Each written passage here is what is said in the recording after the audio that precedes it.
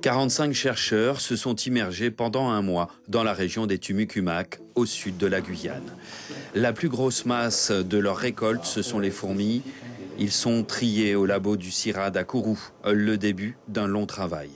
Au total, pour arriver à cette boîte et à avoir des noms d'espèces, il va falloir plusieurs mois, disons 6 mois. La tâche est immense car l'objet de la mission porte sur les espèces animales les plus nombreuses. Dans la plus grosse part de la biodiversité, c'est les invertébrés.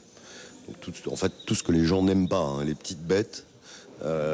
Pour le terrestre, c'est quoi? C'est des insectes essentiellement. Et puis pour le marin, c'est des mollusques, des crustacés. Donc en fait, toute chose qui n'intéresse personne.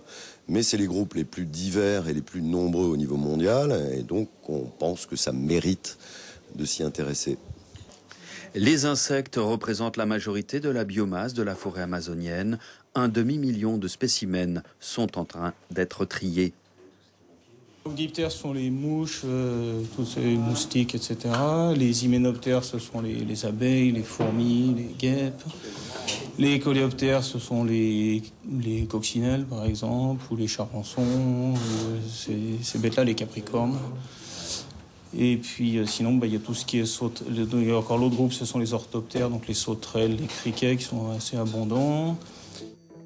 Il faudra aussi trier les serpents, les grenouilles, les araignées. Avec les papillons et les grillons, ils devraient compléter l'inventaire national du patrimoine naturel, probablement 1 millier d'espèces d'ici un mois. Les botanistes aussi sont à pied d'œuvre. De manière assez régulière en Guyane, nous découvrons de nouvelles espèces d'arbres.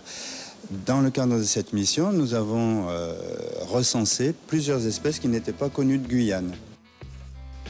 Au-delà de l'inventaire des espèces, ce sont les végétations qu'elles forment qui sont étudiées et le massif du Mitaraka est composé d'une grande diversité de végétation. Inselberg, savane roche, couverture de balisiers, forêt de lianes ou encore bas-fond de criques. Au-delà de la documentation des espèces, c'est également le rôle qu'elles jouent dans la dynamique écologique et notamment dans la perspective du changement climatique.